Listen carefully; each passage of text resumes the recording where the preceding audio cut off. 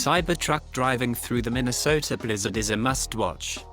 The blizzard delivered 4 to 8 inches of snow across the state, gusts up to 50 miles per hour, and hazardous travel conditions, but Cybertruck handles snowy road conditions very well.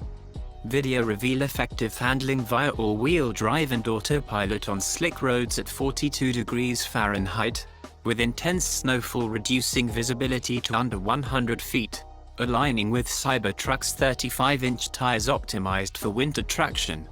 Snow is falling extremely heavily, with big wet flakes. Visibility is very poor, probably less than 100 feet. You can see the bright white LED headlights and the distinctive angular light bar of the Cybertruck cutting through the snow. The road is already covered with a couple inches of wet snow.